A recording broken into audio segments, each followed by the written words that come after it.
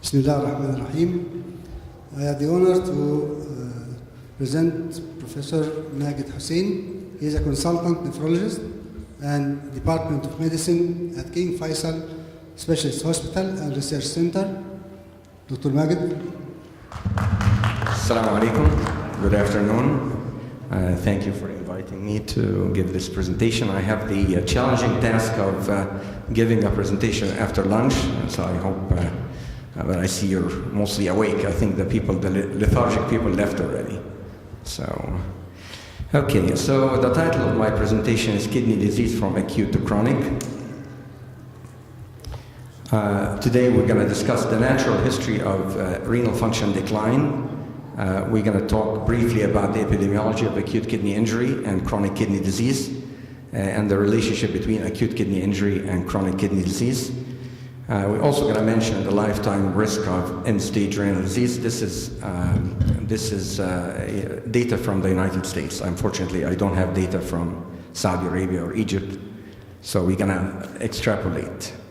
And we're also going to mention some implications for healthcare, and then we're going to just give some conclusions and perhaps some recommendations. Of course, we don't live forever, and our organs are not supposed to last forever.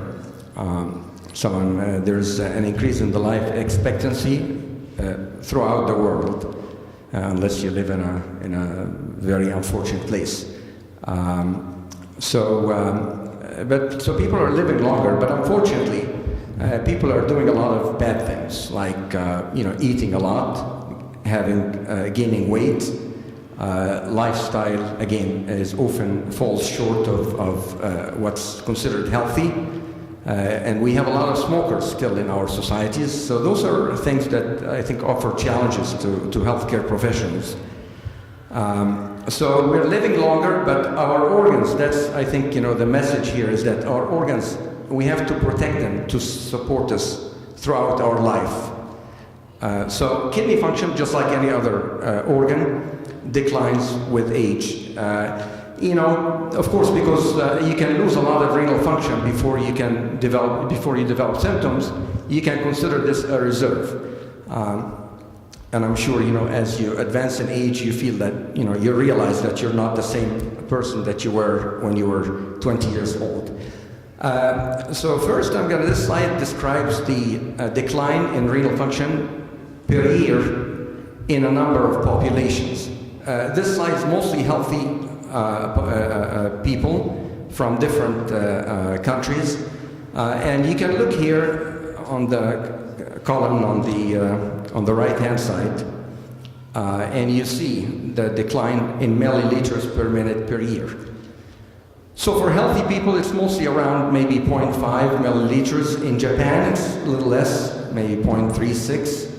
Now, if you have comorbidities, if you have hypertension, if you have diabetes, if you have proteinuria, and those are patients, again, with maybe diabetes, but not diagnosed diabetic nephropathy.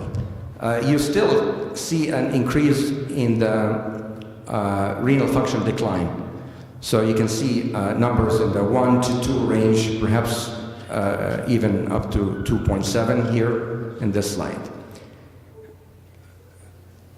The next slide shows decline of kidney function in patients with chronic kidney disease.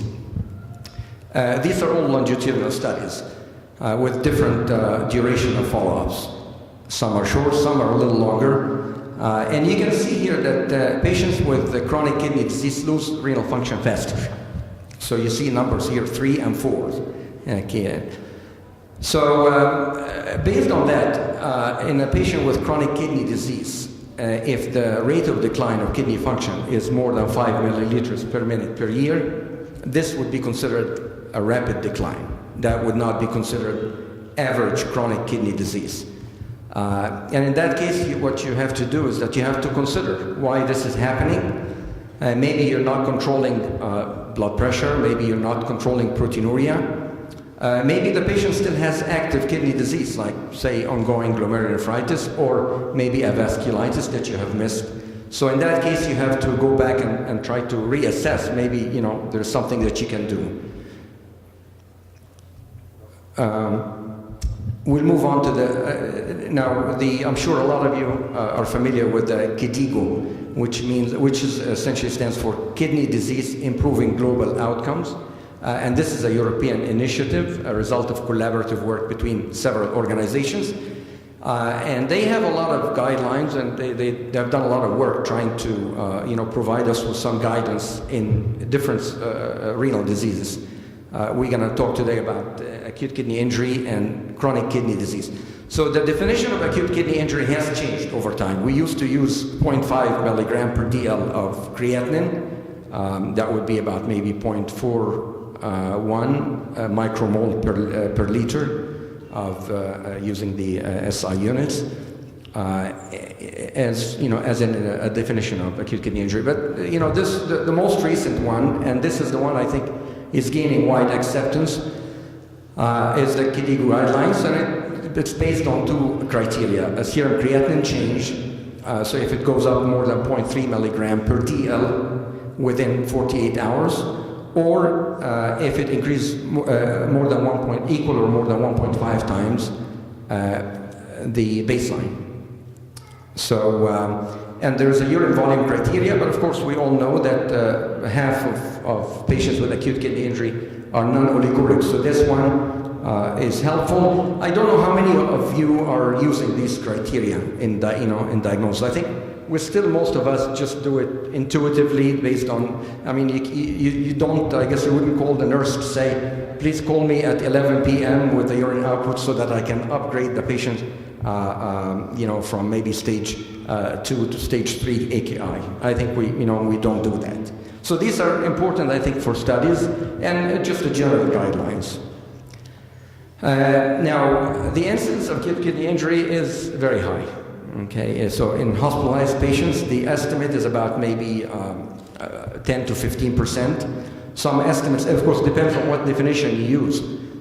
So it can go, it depends also on what kind of population you serve. If you work in a hospital that receives a lot of sick patients like our hospital, we get a lot of patients, say, for example, with end-stage liver disease coming for liver transplant, and they are admitted to the hospital from the emergency room with decompensation, maybe SBP or septic shock or something, so that you cannot expect that the incidence here would be the same as, say, a community hospital that treats mostly people who are less ill. So the incidence also varies according to the unit that you work at. So if you work in a cardiovascular ICU, you may have an incidence of maybe 50%. If you work in say in an oncology unit, you have dealing with lymphomas, maybe 33%. So this is just a general idea about just to show that in certain in units that deal with high intensity illnesses, the incidence of AKI is very high. And this is significant because I think for the longest time we used to think that patients with acute kidney injury, their bad prognosis is because they have some other comorbidities. So if you have somebody with cancer or with liver failure, and they die, they don't leave the hospital alive. It was difficult to figure out exactly how much of the bad outcome was because of their illness, underlying comorbidities, or because of the acute kidney injury. But the studies that have adjusted for these factors, they still show a very significant impact on outcomes just based on the occurrence of acute kidney injury. This slide depicts the odds of death depending on the degree of rise in serum creatinine. So here is 0.3 to 0.4, 0.5 to 0.9, 1 to 1.9, and more than 2. And as you can see, there's a graded increase in the odds of death. When you adjust for comorbidities, the green bars are unadjusted. The blue bars are adjusted for age and gender, and the gray bars are adjusted for multivariate adjustments. So that means taking into account all the other factors, diabetes, cancer, whatever you have, heart failure. So, and you see here, it's almost, with the adjustment, it's almost the odds of death is 50 times higher if you have severe acute kidney injury, defined here as more than 2 milligram per DL. So that's a very significant thing, you know. So also what has, you know, become clear recently over the past 10 years or so is that the acute kidney injury has an impact, and a negative impact, not only on survival in the short term, leaving the hospital alive or and recovering maybe kidney function, but also on long-term outcomes. So patients who develop acute kidney injury and recover, they have an increased risk of mortality, and as shown by this in this slide. And what you can see here, in this study, they looked at hospital-acquired and community-acquired acute kidney injury. And you would expect that hospital-acquired would probably be sicker. And you see here the 1 year survival is in the hospital-acquired is almost 20%. And in the community-acquired, it's less than 40%. These are significant you know, outcomes. Not only is the impact on survival, but it's also, there's a significant impact on the risk of chronic kidney disease, progressive or severe chronic kidney disease. In this study, they defined it as stage 4 or higher chronic kidney disease, meaning that the GFR is less than 30 milliliter per minute. And they compared two groups.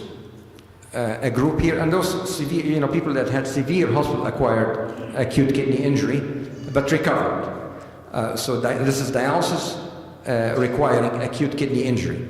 And those who did not have acute kidney injury, and you look at the follow-up here, good follow-up, 6 years, you find that those with dialysis requiring acute kidney injury, even having recovered, they have almost a 65% risk of going into severe chronic kidney disease. A lot of these patients require dialysis. These are things that we did not know 10 years ago. We often, when I was in training, we would say to the patient, you know, okay, well, you develop acute kidney injury and you recover, congratulations, you go, you're good, you know. So that's something that, that's reflected in the recent KDIGO recommendations, is that patients with acute kidney injury who recover should receive follow-up after discharge. And they recommend 3 months, but, you know, and it's, of course, it's gonna vary, but it's just something I think that we should be cognizant of. So, you know, having taken this into account, so when do we start managing AKI? Because you've seen here that even adjusting for comorbidities, the fact that the patient developed acute kidney injury has a terrible impact on survival, both short-term and long-term. So the answer is you start before it occurs, okay? And how do you do that? You identify susceptible patients, okay? And these are, you know, I mean, risk factors for acute kidney injury that you all know about. And you also identify exposures, okay? And you try to avoid these exposures in those patients. So if you have a patient, say, for example, with, you know, chronic kidney disease or diabetes or advanced age or dehydrated, and you see in the patient emergency room, you suspect a PE. Okay, maybe you should, you know, just hold on a little bit on the contrast CT angiography, you know, until maybe, I mean, if the patient is low risk for bleeding, it's going to have to be done on an individual basis, on a patient-by-patient basis. But you have to assess, if this patient is high risk for acute kidney injury from contrast, and he's low risk for bleeding, maybe I should start treatment. I should, you know, start anticoagulation, full anticoagulation for pulmonary embolism, and maybe you can temporarily, you know, buy some time, maybe a day, hydrate the patient, maybe give the patient some N-acetylcysteine or some IV sodium bicarb to try to reduce the risk of acute kidney injury. Rather than rushing in, because we see this a lot. We see the patient after the patient has developed the acute kidney injury. So you have to evaluate, again, using nephrotoxic antibiotics like gentamicin. You probably can get away with 1 dose or 2 doses, but those patients, you're gonna have to revise the antibiotic regimen maybe in 24, 48 hours after you have culture results, and maybe you can use a less toxic antibiotic. We have a lot of antibiotics these days, and we in our hospital, we see a lot of patients who have multi-drug resistant organisms. So you have somebody with multi-drug resistant Pseudomonas or Acinetobacter, and in those cases you have to use something like colistin. This is sort of a last resort thing, but at least you should try to avoid these if you can. And if you have to use them, then you have to monitor and you have to try to eliminate whatever reversible risk factors there are. We often get consulted from CCU or the cardiology service, and they have a patient scheduled for cardiac cath in a day or 2. So that gives us some time to use some prophylaxis and assess patient risk. So in some situations there are good scoring systems to assess patient risk, and this is Mehron contrast-induced nephropathy risk score. If you're not using it, I would recommend that you use it, because it can give you an idea about the patient's risk of developing contrast-induced acute kidney injury. So if you have a patient with very high risk score, more than 16, his risk of developing acute kidney injury is more than 50%. That's a significant thing. In that case, you have to think of what can you do to maybe you can limit the amount of contrast, maybe you can use the non-ionic contrast or isoosmolar contrast. Or maybe if you don't think this is going to change the patient outcome or management, maybe you have to forego the study. Maybe use some other alternative. Sometimes that's not possible, but at least you try. And you have to know, and you have to discuss it with the patient. We'll move on to CKD again. KDIGO definition, the presence of kidney damage or decreased kidney function for 3 or more months. Now, after they did that, they realized that there are some patients that may have a simple cyst. And, you're going to say, well, a simple cyst, you're going to call these patients a very common thing. And as people advance in age, you're going to call them all chronic kidney disease based on simple cyst. So that these things, you have to use judgment, and perhaps probably you should not do that. How prevalent is chronic kidney disease? It is very prevalent. These are US data, but I wouldn't be surprised if it's the same or higher in Saudi Arabia or in Egypt. So you look here at hypertension, 32%, diabetes, 9.6%, and chronic kidney disease, using this definition that we just used, is 11.6%. Now in the US, they do extensive surveys, to define the state of health of the population, and they look and they compare. They have something called NHANES, which is a national survey, and then they do it every several years, and they compare and they see, is the prevalence of chronic kidney disease going up, down, and they have something called the 2020 initiative, and they have set goals that they want to achieve. So that's a good way of approaching these issues. So when they compared the prevalence of chronic kidney disease across time, looking here at 2 time periods, 1988, 1994, and 1999 to 2004, and as you can see, the prevalence of chronic kidney disease is going up. So that's bad news. And you can see that also that in the aged population, as you increase in age, the prevalence of chronic kidney disease increase.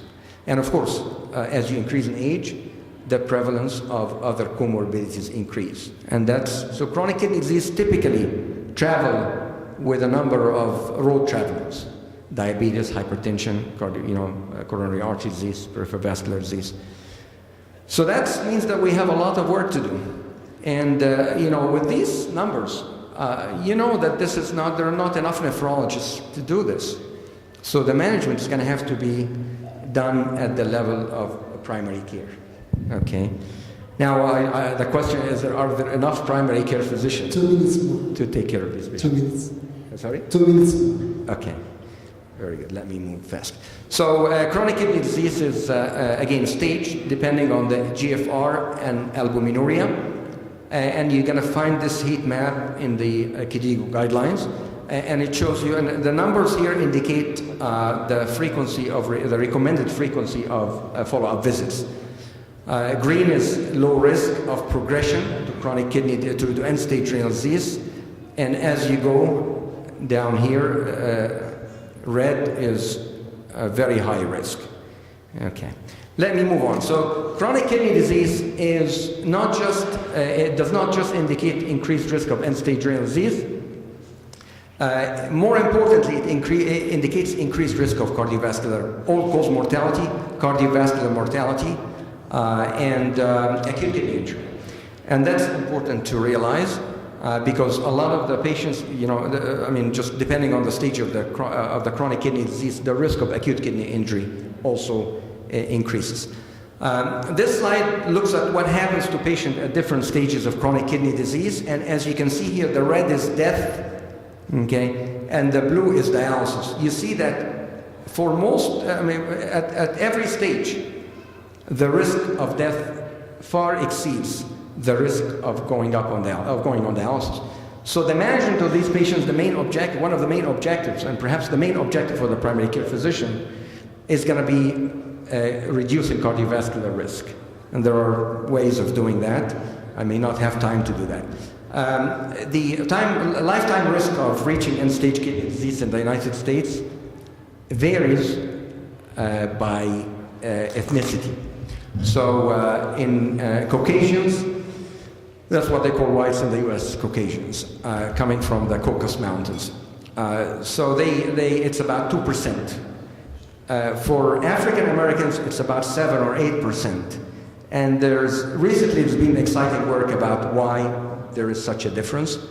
Of course, as chronic kidney disease advances, you have the complications, including anemia, hypertension, vitamin D deficiency, acidosis, hyperphosphatemia, hypoalbuminemia, and hyperparathyroidism increase in prevalence.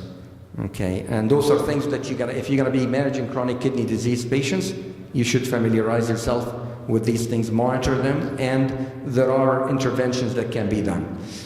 So when do you refer a patient to a nephrologist? If a patient has a rapid decrease in renal function, as we defined as more than 5 milliliters per minute per year. Abnormal presence of proteinuria indicates increased risk. And eGFR less than 30. Those patients they start to have a higher risk of going into end-stage renal disease, and they need certain preparations. Patients, if you're having difficulties in controlling hypertension.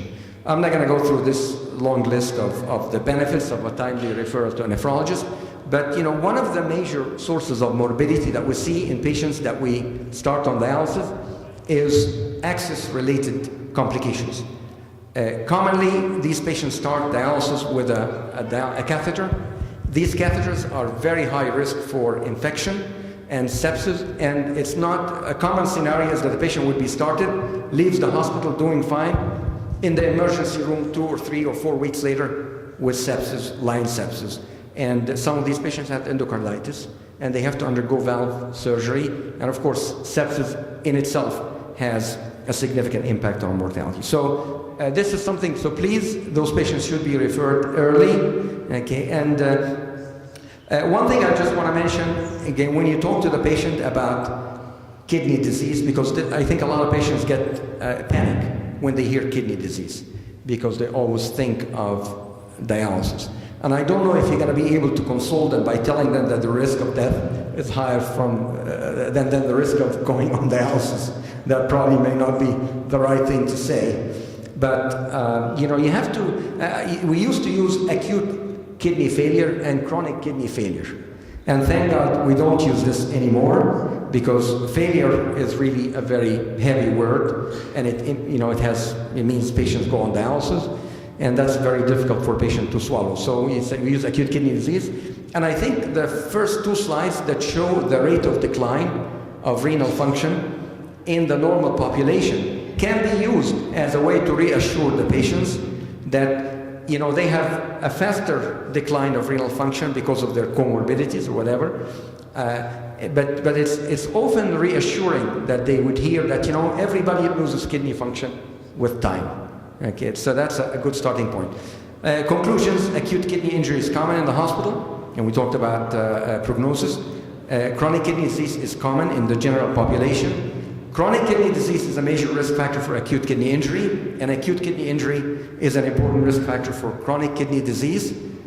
Chronic kidney disease is a major risk factor for mortality, all-cause mortality and cardiovascular events.